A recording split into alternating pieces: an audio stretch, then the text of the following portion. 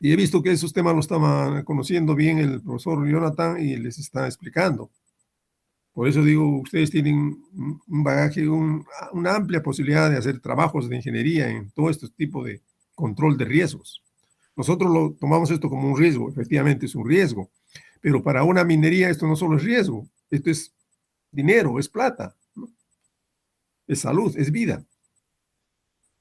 Bien, igual cuando hay un deslizamiento, como en este caso una soliducción, se me ocurre un tema que quedó pendiente y yo les pongo una pregunta, a ver si lo han captado. ¿Han escuchado las últimas noticias sobre que hay hundimientos en la zona de Bagua? ¿Han escuchado? Confírmeme, por favor.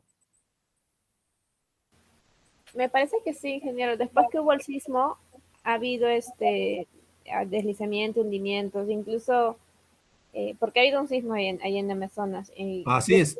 Ya. tengo familia, bueno, eh, o sea, sí, familia indirecta, que está diciendo incluso que se están demorando en arreglar algunas carreteras porque les saca ahí la tierra y todo, pero todavía no está todavía reconstruido, ¿no? O sea, no lo han arreglado completamente.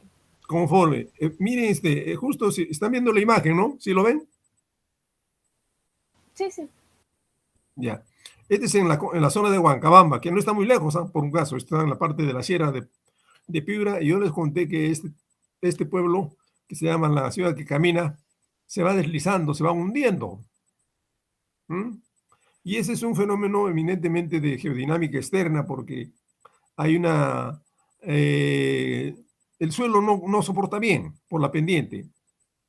Se empapa de agua, se satura y abajo hay un plano de inclinación, un plano de deslizamiento. Entonces este suelo va restando, se va deslizando por la gravedad. Pero en el caso de Bagua, y esta es una pregunta, y si alguien me responde, le doy, aunque sea hasta para la próxima clase, que me responda, medio punto. El caso de Bagua, ¿creen ustedes que es un fenómeno de geodinámica externa o es un fenómeno endógeno, un hundimiento de la corteza? A ver, ¿qué creen ustedes? A ver, algún comentario ahorita. Si no, se los dejo como tarea.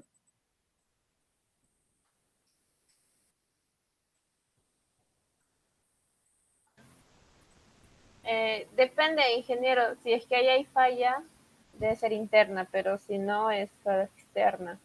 Ya, le voy a explicar un poco más. Eh, Mucha razón. Un fenómeno endógeno interno, hemos dicho, es la deformación de la corteza y obedece a causas internas, como son los sismos, los tsunamis, las fallas, los deslizamientos, los hundimientos. ¿Ve? Ustedes tienen que recordar eso. Levantamientos de la corteza. La cordillera se ha levantado muchas veces y también se ha hundido muchas veces. Eso es interno, eso no es geodinámica externa, esos son, digamos, procesos endógenos. Eh, Efectivamente depende de la magnitud. Yo no lo conozco. O sea, no he estudiado ese caso concretamente, pero más o menos sé de qué se trata. Es similar a lo que yo estoy mostrando. Puede que sea solamente un hundimiento, ¿no? Por un problema, digamos, del suelo. Puede ser. No conozco. O también puede ser que sea un fenómeno endógeno, o sea, un hundimiento de la corteza, o sea, hay una falla interna y está siendo activada. Entonces ya eso no es geodinámica externa, sino es un proceso endógeno. En todo caso, eso lo determinarán los especialistas. Y si alguien me trae una respuesta concreta para la próxima clase, ya tiene un punto. ¿Está bien?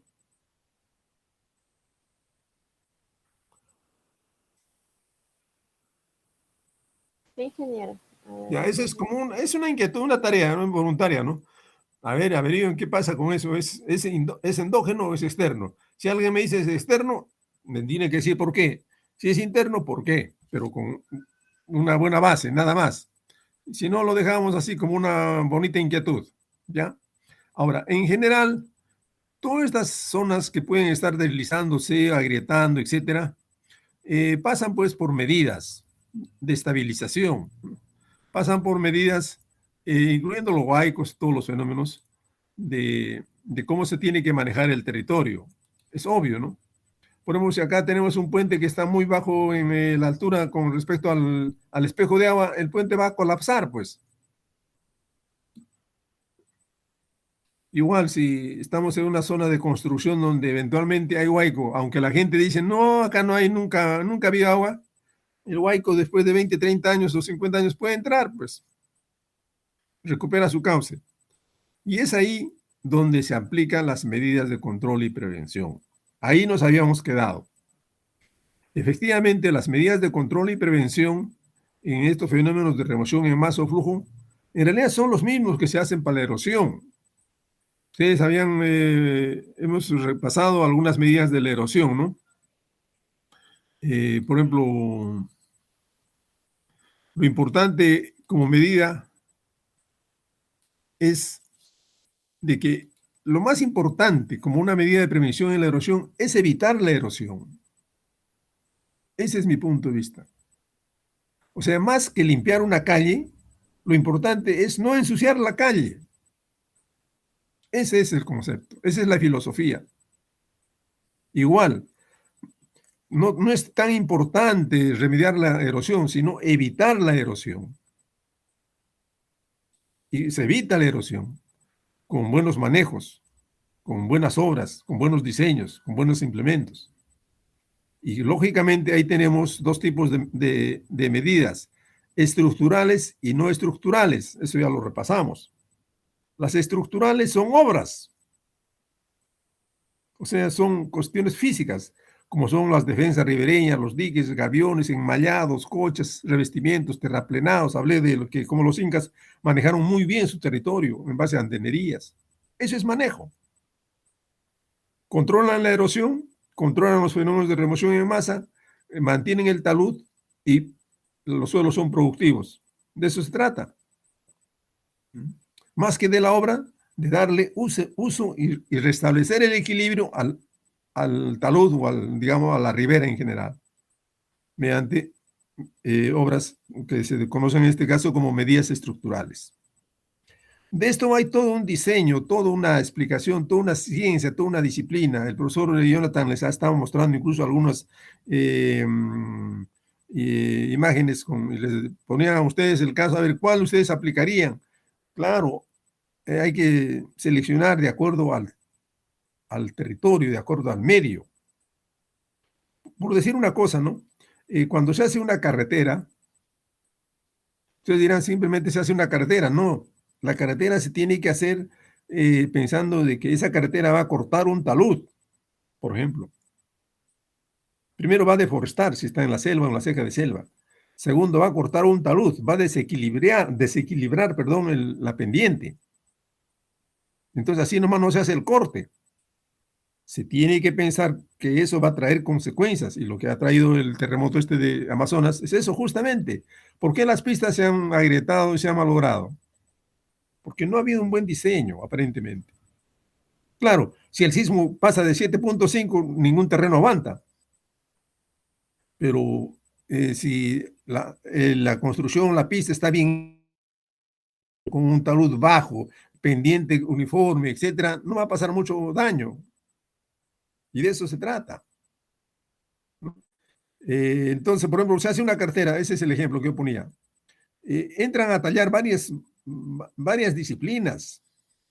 Primero hay que saber de la cobertura vegetal, hay que saber del suelo, hay que saber de la hidrología, el régimen de pluviosidad, o sea, la lluvia. Hay que conocer la geología, la litología, el tipo de roca. Y no solo el tipo de roca, porque no es igual un granito que un tufo o una roca brechada, ¿no? No es igual. Hay que conocer si tiene fallas. De repente es una falla activa. Hay que ver como el caso de Bagua, que corresponde a un terreno donde puede estar hundiéndose, o como Huancabamba, que se está deslizando por el fenómeno de la solifluxión. Incluso, miren jóvenes, cuando se hace un corte en una carretera o un canal, etcétera, se tiene que ver cómo están las capas, si son rocas sedimentarias. No se puede hacer el corte a favor del bruzamiento, o sea, de la inclinación de capas, jamás. ¿Por qué? Porque esa capa va a deslizar. Los cortes se hacen contra el usamiento o contra la inclinación de capas. Entonces, todo eso es toda una tecnología que ustedes lo pueden manejar, por supuesto, ¿no? Porque nosotros lo que estamos viendo es Jenny, Jenny, Jenny, Jenny. Nosotros lo que estamos viendo es lo que es riesgos. Jenny, por favor, ¿qué haces? Bien, a ver, disculpen. Eso son medidas estructurales. Y las medidas no estructurales, como el nombre lo indica, es el procedimiento, es el conocimiento del medio, es el manejo óptimo del suelo.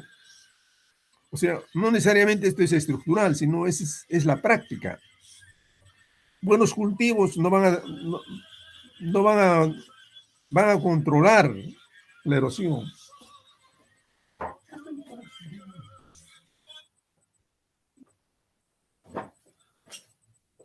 Buenos cultivos van a controlar la erosión, por ejemplo, ¿no? El hecho de deforestar, lógicamente, va a beneficiar a la erosión. Entonces, esas son prácticas no estructurales. O sea, el conocimiento, la práctica, el manejo, eso es no estructural. Y estructural son las obras, ¿no? Eso mismo rige en general para todos los movimientos en masa o deslizamientos en flujo, como ya los hemos visto.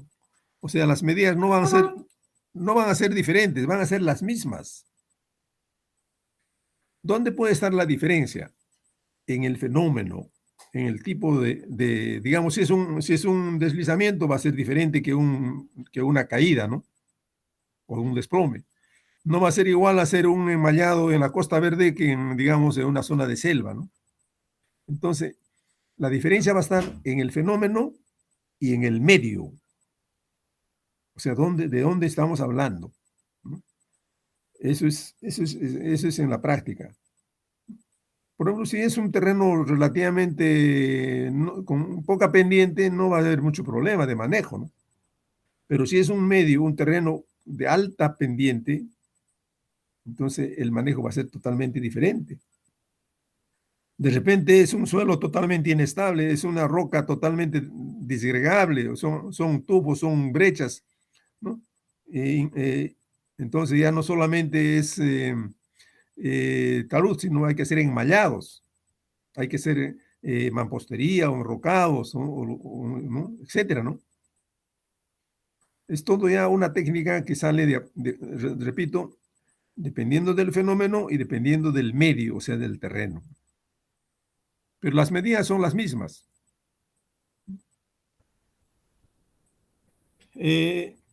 A ver, si alguien me puede ayudar con esta lectura, si es que lo vemos o lo ampliamos. Adelante, por favor. Sí, ya, yo leo, ingeniero.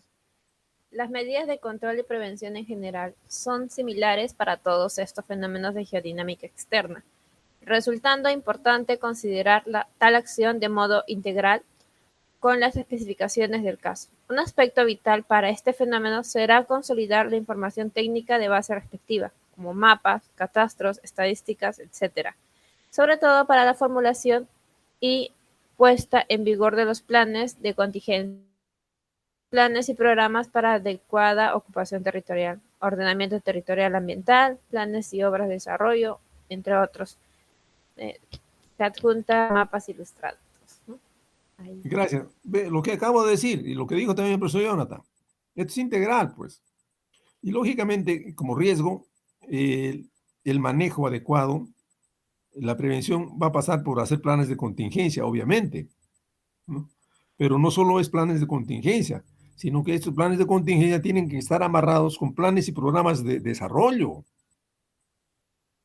No se puede hacer, repito, en mi opinión, un ordenamiento territorial ambiental si no se considera esto, de ninguna manera.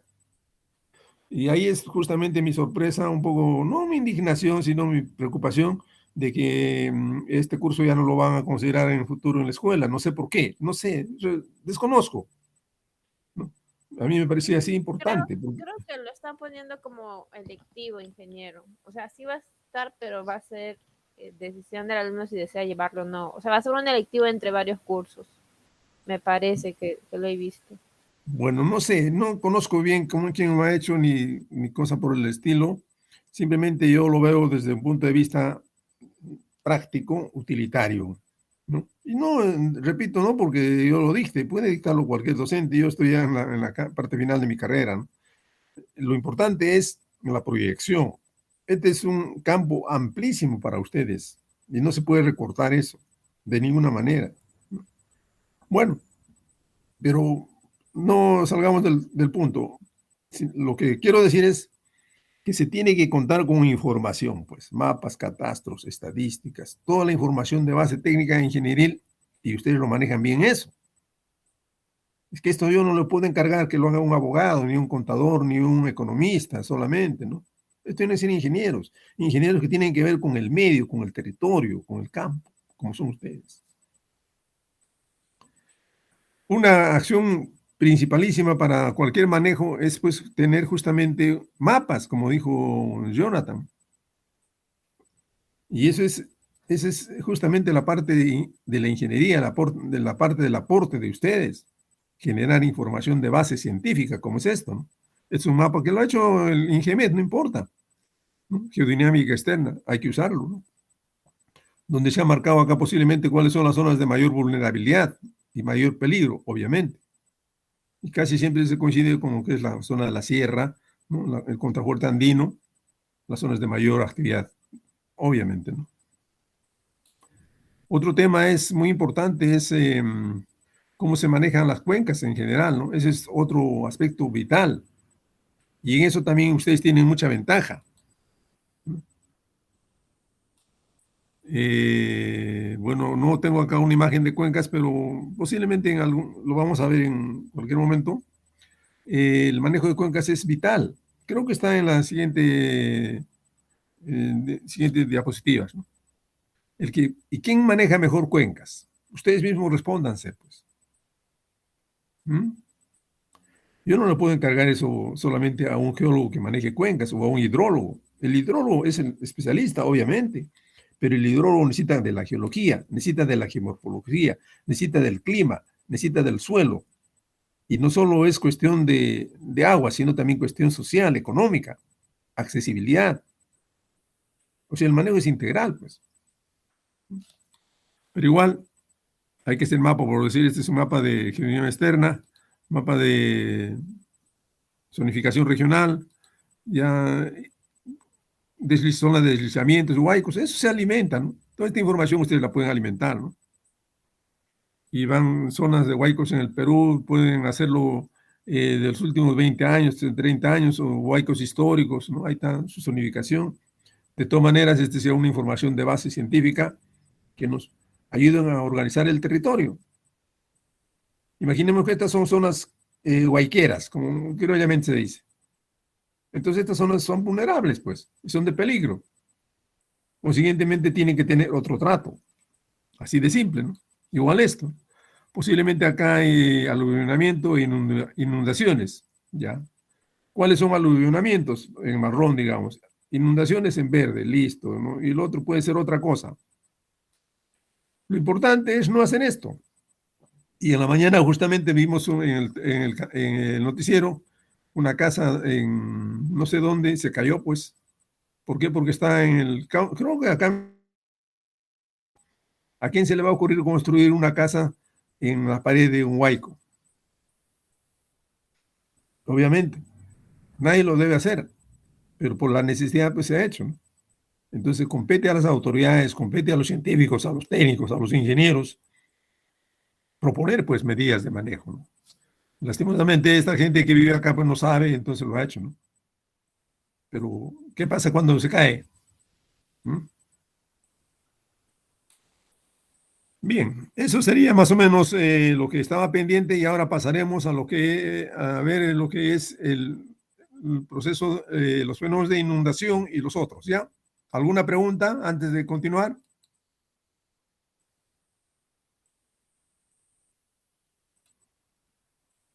Está claro, ingeniero. Sí, está Ya, entendido, ingeniero. deme un minuto, por favor.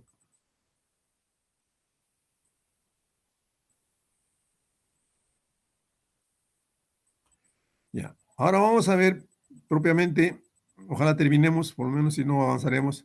Fenómenos hidroclimáticos severos. De entre estos fenómenos hemos considerado básicamente las inundaciones, las heladas, los friajes, las granizadas, nevadas, sequías. No pongo acá las tormentas o tornados, huracanes, porque mayormente eso no hay en nuestro medio, pero sí causa mucha mortandad, como ha sido, como está pasando en estas semanas en Estados Unidos, más de 90 muertos ya. Afortunadamente, curiosamente yo diría, no hay ese fenómeno en el Perú. Todos los fenómenos que nos afectan hay menos ese. Ese es algo curioso, ¿no? Claro, la explicación también es geográfica.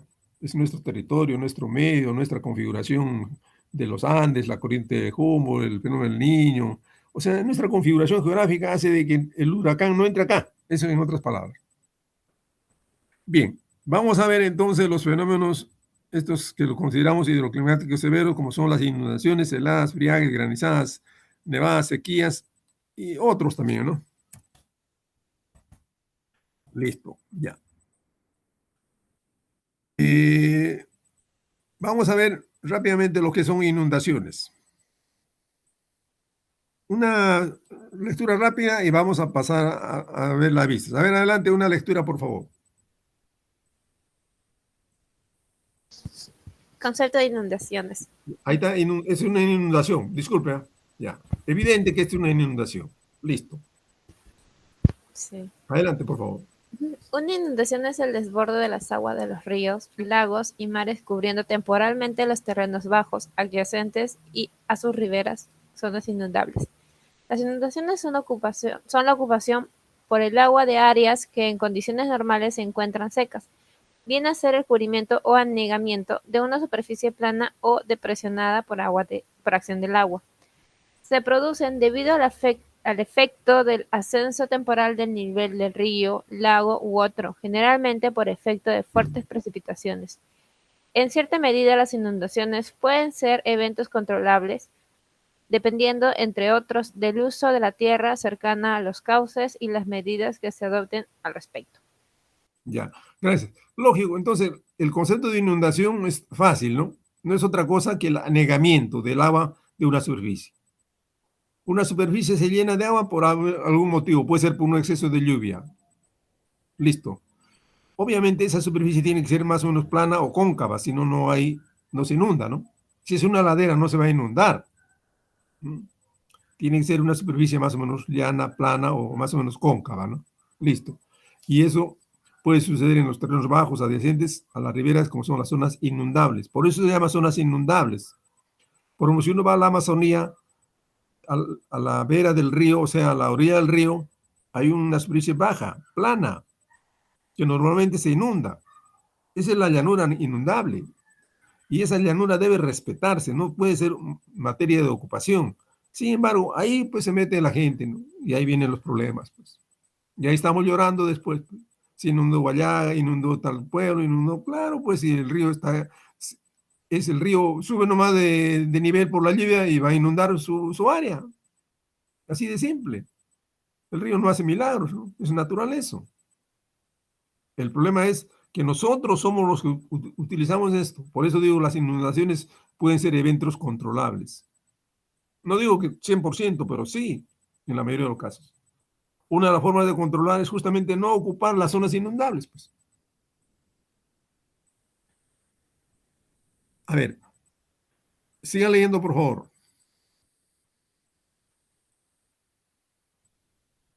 Susceptibilidad ante inundaciones en el Perú. Las inundaciones en el Perú de cada año debido a la estacionalidad de las precipitaciones y se da tanto en las tres regiones. En el caso de la vertiente occidental se tienen dos épocas bien diferenciadas, una seca y otra lluviosa, sumado al fenómeno del Niño. Hacen que los ríos que bajan a la costa se incrementen notablemente, desbordándose y ocasionando daños severos a los pobladores y las áreas adyacentes, sobre todo en el norte. En el caso de la región amazónica, de relieve plano, la dinámica fluvial de los ríos tiene una tasa anual de migración muy alta, con precipitaciones en casi todo el año, pero que se incrementan enormemente en los periodos de avenida. Gracias. O sea, es obvio que la causa es esta en el caso, ¿no? Esta es la causa. Es el incremento pues, del agua, la lluvia principalmente. Y si en nuestro caso, que ahora es global, se da un fenómeno del Niño, posiblemente en las zonas se dan fuertes precipitaciones y va a haber inundabilidad, como es en las zonas de la costa norte, por ejemplo, o en la selva. Mientras que el fenómeno del Niño, de repente, en otras zonas, como en la zona del altiplano, produce sequía. El fenómeno del Niño es global y tiene efecto, digamos, positivo, negativo y también mayor o menor precipitación. Es bien variable, ¿no? Pero en general, cuando digo periodos de avenida, pues de lluvias, ¿no? En la selva, la inundabilidad es permanente, pero lógicamente, pues cuando hay más lluvias, va a crecer el río tremendamente. Yo he visto crecer el río Ucayali hasta 5, 10 metros de altura. Lógicamente va a inundar lo que encuentre a su paso, pues. Ahí está, dicen, los ríos como el Ucayali, Marañón y otros suelen cambiar de curso cada año, inundando las áreas 60 veces en gran extensión. El mismo Pucallpa, si ustedes conocen, ya no está en el río prácticamente, ha quedado el río lejos, porque el río va divagando. Como es más o menos plano el territorio, va divagando, va formando meandros abandonados, ¿no? O cochas. Es el caso típico del río Ucayali, Marañón, Huallaga, ¿no? Tingo María, Naute, Iquitos, todos estos se ven pues afectados permanentemente. Pero también tenemos el fenómeno de la inundabilidad en la zona del altiplano, o sea, en el lago Titicaca. Igual, es una meseta plana y los ríos crecen por la lluvia, vienen de la cordillera y bajan al río, al lago y inundan todo. Hay casos, tenemos el caso del río Coata, Ramis, Ilave, Cabanillas, todos estos ríos, ¿no? Bastante carga de agua.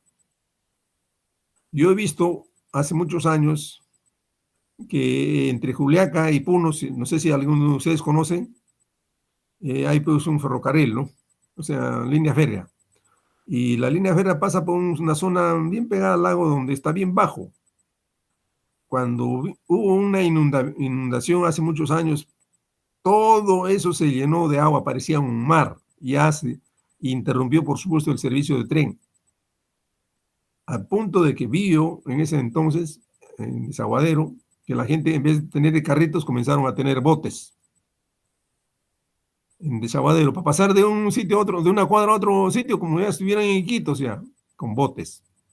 En plena sierra, en pleno altiplano. ¿Quién causó todo eso? La lluvia en este caso, ¿no? Por el terreno plano.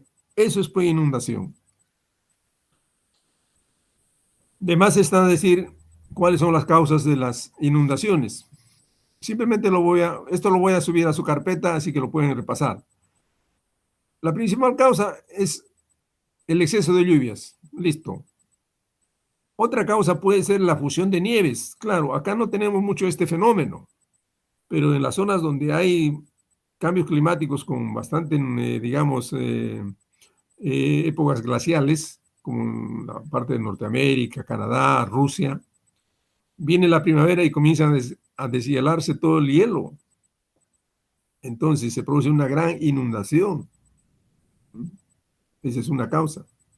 Otra causa puede ser, esto muy temporal, la rotura de presas, o sea, reservorios. También, ¿no? Felizmente no tenemos ese problema, ¿no? Pero en otras zonas sí hay ese problema. Se puede romper una presa, puede ser por un sismo, puede ser por cualquier causa. Entonces todo el agua se libera y puede generar primero un alud, hasta un huaico y finalmente una inundación. Y también lo más casi, digamos, frecuente es que son las actividades humanas, pues, los que generan esto. Tanto por la ocupación indebida del medio, como por la construcción de, digamos, de presas, de obras que no están adecuadamente planificadas. Un caso muy, bueno, ya no lo tengo ahorita en la imagen, ¿se acuerdan de la señora que está saliendo del Huayco acá cerca en Chilca? Todo cubierto de lodo. Fue un huaico, efectivamente, pero después causó inundación. O sea, el Huayco terminó inundando todo ese pequeño pobladito, ¿no? Entonces eso ya son daños. Muy bien. generados por la inundación. Para ser un poquito más técnicos, este es más o menos un corte esquemático de lo que es una zona de inundación.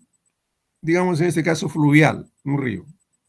Acá está el cauce del río y a sus costados las zonas inundables, que le llaman franja inundable o llanura de inundación, según el caso. Pero toda esta zona debe ser considerada como zona inundable. Consiguientemente, no basta, digamos, mantener el cauce, sino mantener la ribera, mantener la zona inundable. Ese es el objeto de esta ilustración.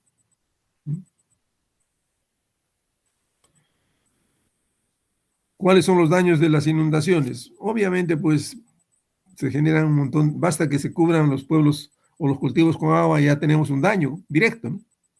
Pero además se puede generar erosión intensa, claro, la erosión de las riberas, ¿no?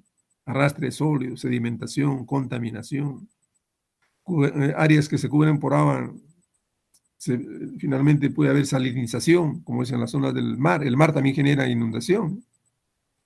Proliferación de microorganismos, claro, se genera pues un montón de enfermedades transmisibles, ¿no? Viviendas, infraestructuras dañadas, interrupción de vías de comunicación, como el caso del lago Titicaca que les conté entre Juliaca y Puno, ¿no? O el zona del norte simplemente con el fenómeno del Niño, ¿no? Pérdidas de vidas humanas, pérdida de suelos, cultivos, ganado, escasez de alimentos, todo pues trae problemas la inundación. Repito que no es un fenómeno aislado, y peor aún si se amarra con lo que es el fenómeno del Niño o el cambio climático, que a la larga es lo mismo, va a generar impacto, y a veces impacto muy negativo, y no solo pérdida de vidas humanas y materiales, sino cuesta mucho reparar, y a veces no lo podemos ni reparar siquiera. Bien, eso es en general el fenómeno de la inundación. Por supuesto, hay medidas, claro que hay medidas, ¿no? Como veremos después. Estas son algunas ilustraciones frecuentes de las últimas inundaciones, por ejemplo, en la zona en la zona de Tumbes y Piura. Este es frecuente. El río Tumbes está muy bajo con relación a la ciudad, inunda todo, pues. Y el río Piura, que a veces está seco, cuando hay mucha lluvia, carga todo y toda la zona de Castilla, toda la zona de Bajo Piura, Sechura, lo inunda, pues. Todos los años. Entonces, son fenómenos recurrentes, por eso que las inundaciones, estos fenómenos son recurrentes, sobre todo las inundaciones. Ya, acá estamos cambiando de ambiente, toda la zona de selva, con mayor razón, pues. Basta que suba el nivel del río, va a inundar todo, ¿no? Y esto en la zona de Tingo María el 2014. Probablemente sea el Guayaga el que ha inundado acá. ¿Lo están viendo?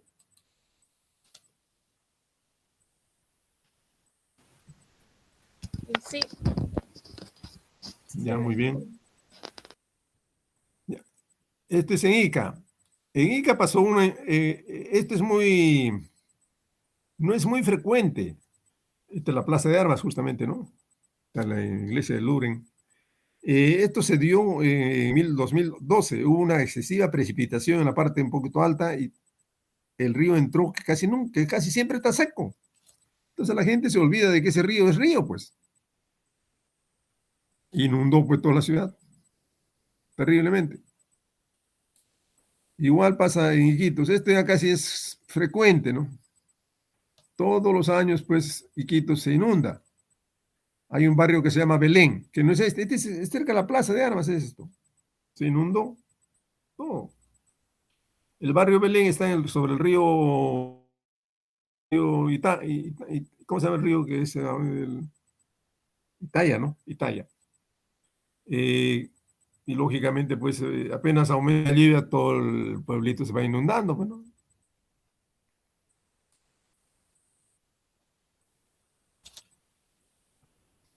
El 2012, como el fenómeno del Niño, en este caso, inundó toda la zona norte de Chico, este es en Barranca, creo, ¿no? Este es en la zona de Pisco, igual.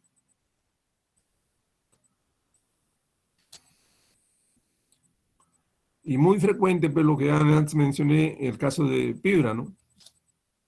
A cada rato el río se desborda, inunda toda la zona, sobre todo, por eso le llaman el río Piura Baja, ¿no?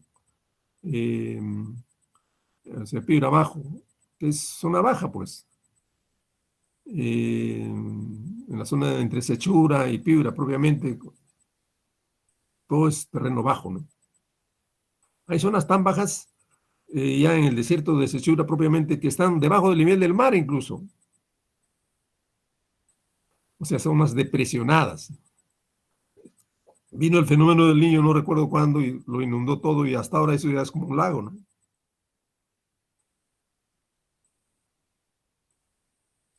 Lo que antes mencionaba, ¿no? No solo hay inundación, pues, en la zona del noroeste, sino también en la zona del altiplano, o sea, en Puno, ¿no? Claro, mala suerte acá, estos son papas, cultivo de papas. Se inundó, pues, y casi siempre sucede esto, ¿no?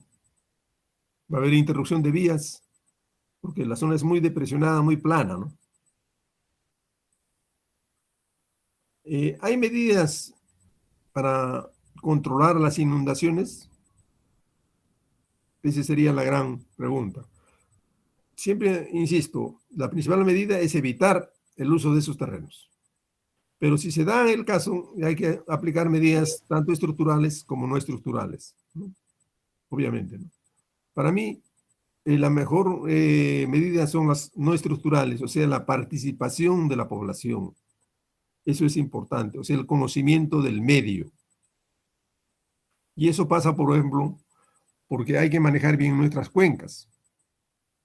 Por eso acá dice mapa esquematizado de las cuencas hidrográficas del Perú, ¿no? Para mí, básicamente, más que cuencas, son regiones hidrográficas. La región del Amazonas, la región del lago Titicaca y la región de la costa, ¿no? Y lo digo esto porque, por ejemplo, en la costa hay muchas cuencas. Son cuencas, cada río es una cuenca. El río Rímac es una cuenca. El Urín es otra cuenca. El río, por decir, Piura es otra cuenca. El río Santa en Anga es otra cuenca. El río Coña es otra cuenca. El Tambo en Arequipa también es otra cuenca. Por eso, más que cuenca de la costa, yo diría región hidrográfica de la costa. Igual, la región hidrográfica del Titicaca, que es una olla en realidad. Eso sí es una olla, ¿no? Donde también hay varias cuencas. Una gran cuenca que es el propio Titicaca, como lago, como cuenca, pero a su vez está alimentado por otros ríos que forman sus cuencas. Y el Amazonas, ni qué decir, ¿no? Si bien es una enorme cuenca o gran cuenca, para mí es más una región, ¿no? Hidrográfica. Es una región hidrográfica. Con varias cuencas y subcuencas y microcuencas, como ustedes quieran. Pero es una región hidrográfica, con un común denominador que es el río Amazonas. Listo. Si quieren, pónganle región hidrográfica del Atlántico, ya, porque esto del Atlántico, esto del Pacífico. Los nombres no importan. Lo importante es diferenciar cada región, cada territorio, con sus características propias.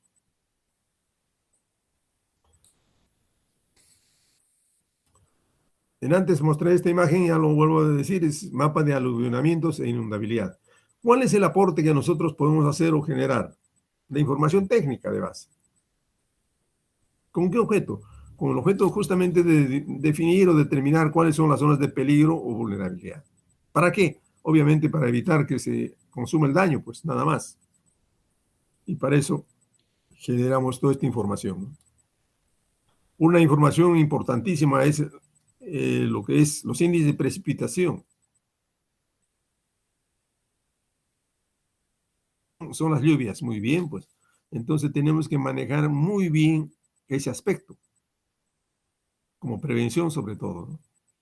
O sea, el régimen de pluviosidad por regiones, por zonas, por años, por periodos, etc. Vamos a ver que estas zonas son muy inundables o muy lluviosas, etc., ¿no? Y en función de eso van a salir ya como mapa temático las zonas de mayor inundabilidad. Esto en el 2014. Está clarísimo, ¿no? La Amazonía, Madre de Dios, el Titicaca, las zonas de los valles costeros, la zona de Pisco sobre todo, y la zona del norte, ¿no? Listo. En función de eso, ustedes pueden hacer infinidad de mapas. En este caso de acumulación, mapas de avenidas, inundaciones. En función de la data se hace maravillas, como se dice.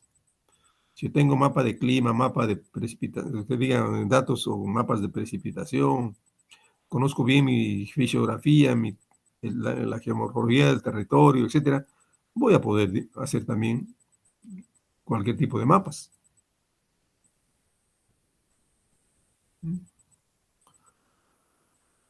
Lo que antes comentábamos. ¿Qué medidas hay efectivamente ante inundaciones? Como los demás fenómenos, igual, medidas estructurales, ¿no? Escuché también que hablaban de obras de regulación. Estas son obras de regulación, o sea, de manejo.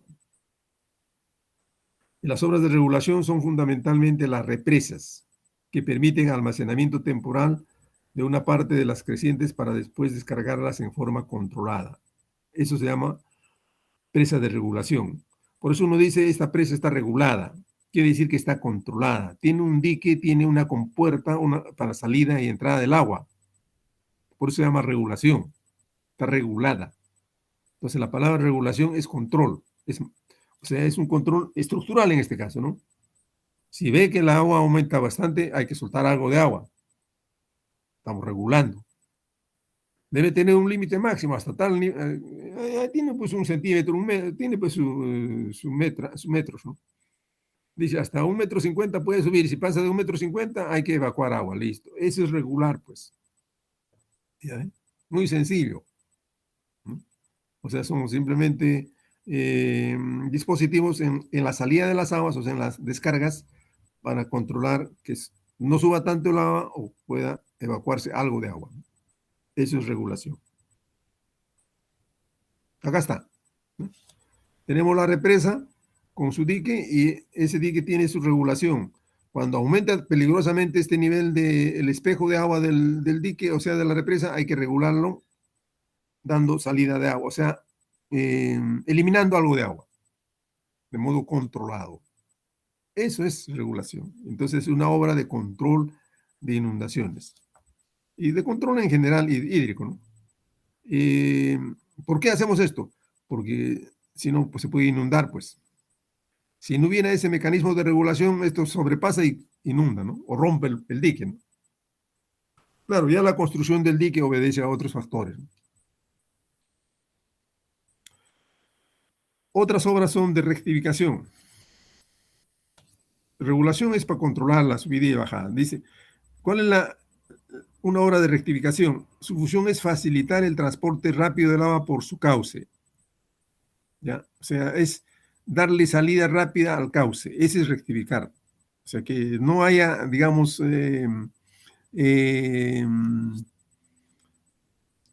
obstáculos. Eso es, ¿no? Como se dice, he rectificado la carretera. Quiere decir, lo ha hecho más directo, más, eso es rectificación. Igual pasa en el control de agua. Excavando o tragando los cauces para conservar su altura original y disminuir de esta manera que ocurra un desborde. Eso es rectificar. Para eso se hacen algunas obras, como son los bordes longitudinales, ¿no?, a lo largo de las márgenes, o también perimetrales, o sea, todo el perímetro, pero no todo el borde completo, ¿no?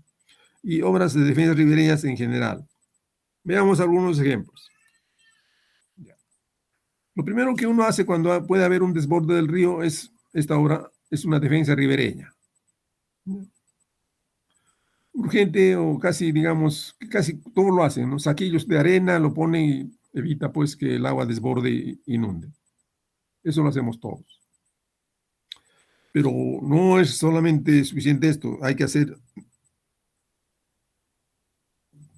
mejorar el cauce. Para mí eso es, o sea, que el cauce se mantenga más limpio y encauzado, por eso se dice cauce, para que el río el agua discurra libremente. Por eso se llama rectificación, o sea, limpieza del cauce. No estoy regulando acá, no hay regulación. Estoy haciendo una obra de mantener el flujo. Eso es para rectificar el cauce.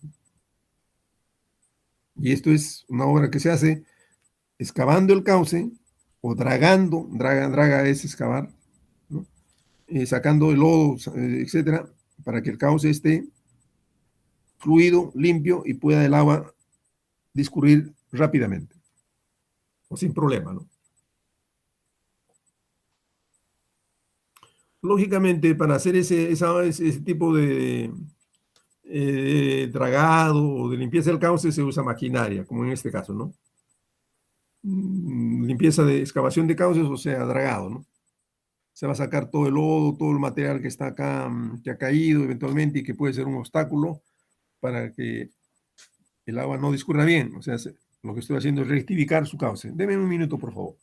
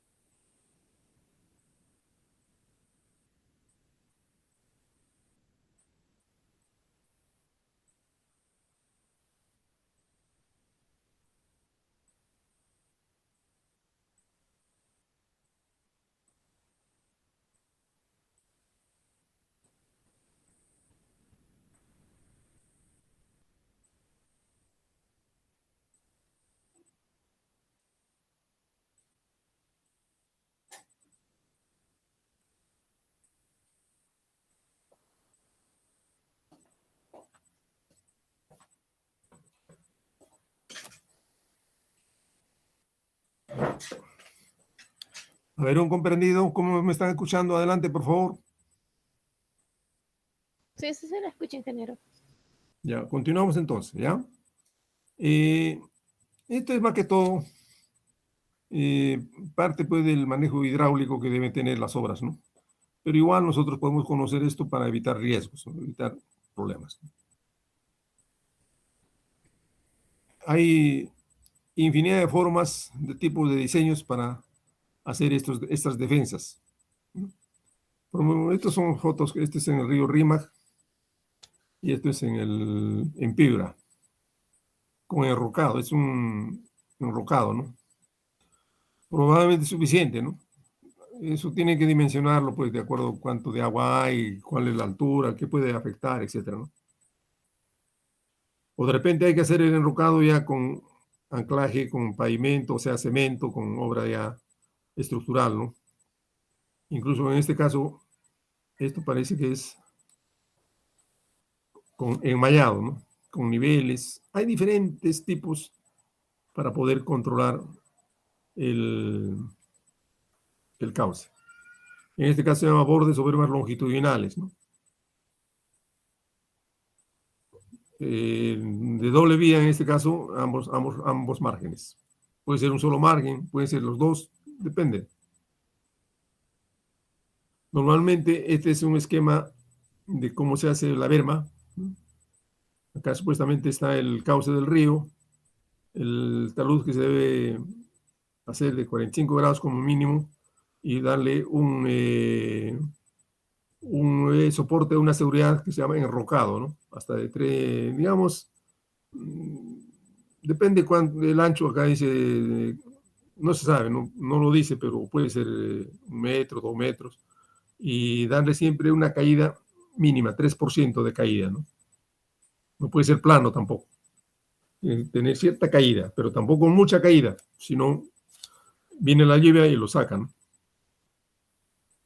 Bien, es un diseño, digamos, comunes, ¿no? También hemos hablado de que hay bermas perimetrales, esto es perimétrico, ¿no? O sea, lo que va circundando. En este caso, perimétrico porque ha circundado al pueblo, ¿no? Pero yo veo acá que, mi opinión, este cerco perimétrico está muy débil, raquítico lo veo, ¿no? Angostito y no está bien hecho, no tiene una elevación, o sea, lo han hecho como si fuera de emergencia, ¿no? O sea, así sin ningún diseño de ingeniería, ¿no? Y lógicamente puede ser peor todavía porque el río que está acá va a poder inundar, ¿no? En cualquier momento. Rompe este dique y se lo va a llevar al pueblito, ¿no? Eso es parte pues, del trabajo mal hecho acá, ¿no? Para mí está mal hecho, ¿no? La idea era buena, porque hay que hacer un cerco perimétrico, obviamente, para proteger a la población. Pero este cerco perimétrico está mal hecho, en mi opinión. Posiblemente es similar, pero ligeramente mejor, porque el cerco perimétrico es un poquito, tiene más altura y la población no está tan sobre el río, sino un poquito lejos. Hay una berma de seguridad donde incluso se puede caminar tipo carretera, ¿no? Esto está mejor. O sea, es mejor. Esto es en la zona de Chosica.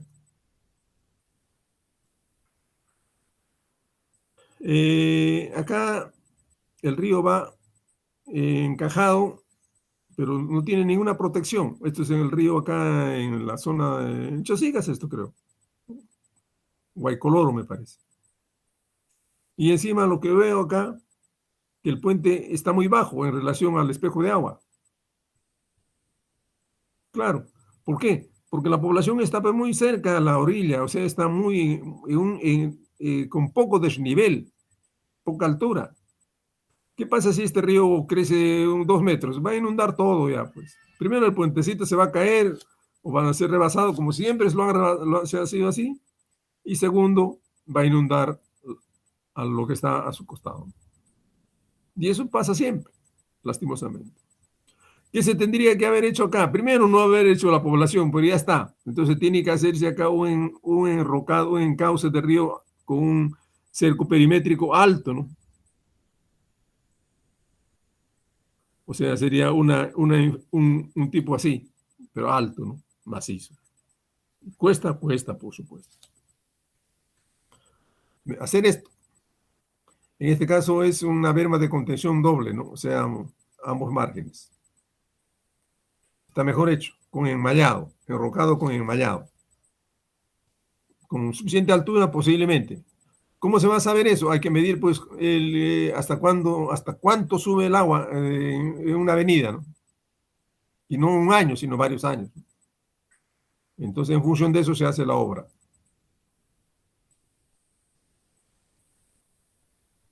Ya, diseños ya ingenieriles, que son construcción de bermas y diques de contención, ¿no? De doble vía, longitudinal, perimetral, etcétera, ¿no? Con andenería, con terraplenado. Esto para darle, digamos, mayor soportabilidad y darle mayor pendiente, ¿no? O sea, mejorar la pendiente, bajar la pendiente. Se baja la pendiente con el terraplenado. Enrocado con malla, enrocado acá con concreto armado, que así debe ser, ¿no? Pero lógicamente esto cuesta, ¿no? Y cuesta, pues, fuerte, ¿no? Y se tiene que hacer todo esto, ¿por qué? Porque están mal ubicados los pueblos, pues, ¿no? Lo que hemos visto entonces son medidas básicamente estructurales, o sea, obras. Y lo importante en este caso son también las medidas no estructurales, o sea, el manejo. Y a su vez pueden ser permanentes y pueden ser también, o sea, digamos, en el acto, ¿no? O sea, inminentes. ¿Cuáles son las medidas permanentes? son medidas sostenibles en el tiempo, constituidas, por ejemplo, por la reglamentación del uso del suelo y el agua. ¿Ya ven? El uso del suelo y el agua tiene que estar bien reglamentado, pero no solo debe estar bien reglamentado, sino hay que ponerlo en práctica. Apoyada en una zonificación de áreas inundables o de mayor vulnerabilidad. Esto no se hace, pero se debe hacer.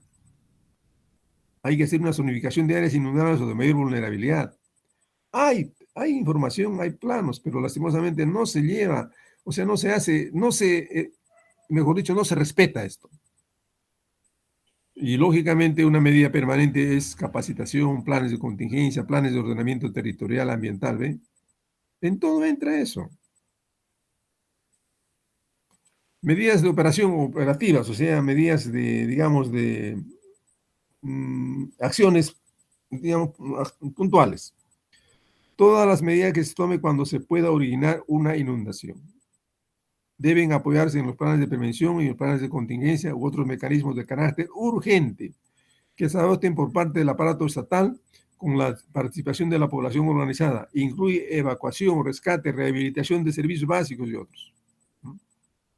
O sea, este es para atender la emergencia prácticamente. Y fundamental, pues, el nivel de conciencia, el nivel de conocimiento. ¿En qué se apoya esto? En el conocimiento, pues, del fenómeno. Para eso hay planes, todo eso, ¿no? Y una medida para mí importante, extraordinaria y totalmente envolvente es el buen manejo del suelo, pues. Si el suelo se maneja bien, ¿no? Uso del suelo y el agua también, acá hay manejo de suelo y agua. Buen manejo de suelos, con buen manejo de riego, o sea, agua, dará buenos cultivos. Pero no solo eso, sino que se evitará el riesgo, se evitará la vulnerabilidad. Un minuto, por favor.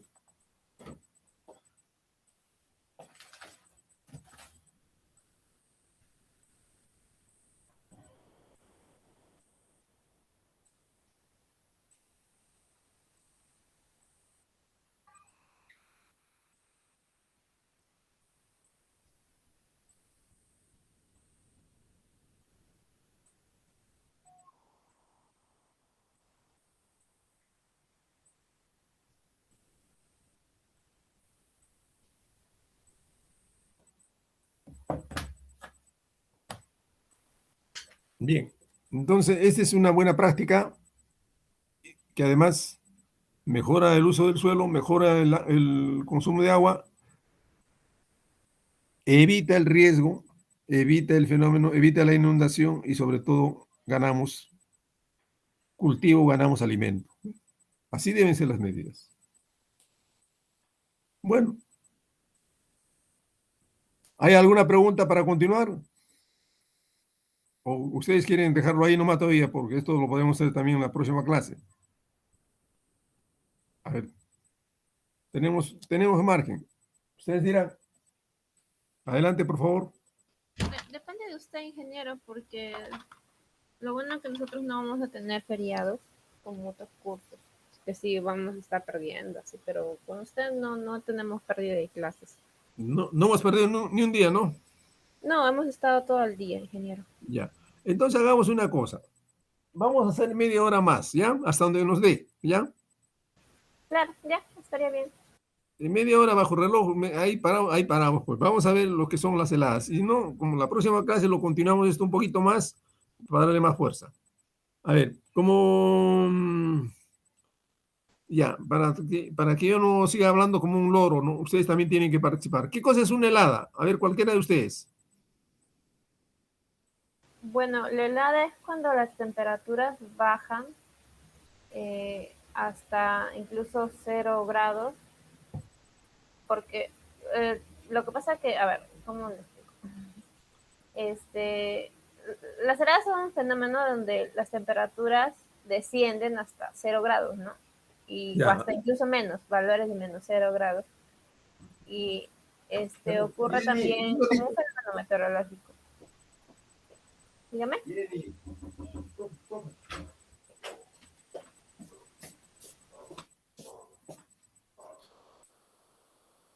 Discúlpeme, usted decía Que la helada es un descenso de la temperatura, muy bien, hasta Ajá. 0 grados o menos. Exactamente, ese es el concepto de la helada. Es un descenso brusco, intempestivo, porque normalmente el clima, o sea, la temperatura en ese medio no es tan bajo. Puede ser, ok, es bajo en general, pero no está bajo de cero. Porque, y si yo le pregunto, en la zona polar, en la Antártida, o bueno, ya exagerando, digamos en Canadá, en Siberia, en Rusia, en esa zona, ¿hay heladas?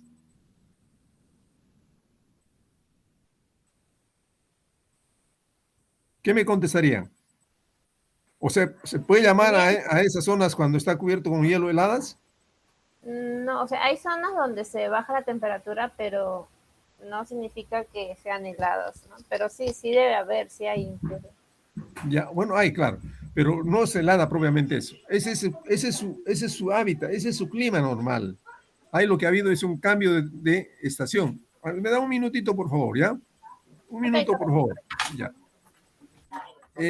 O si no, lo vamos a dejar acá nomás, ya se me ha presentado un pequeño problema, ¿ya? Lo vamos a Ok. dejar acá nomás, Sí, ¿ya? ingeniero, no hay problema, no hay inconveniente. Como le digo, estamos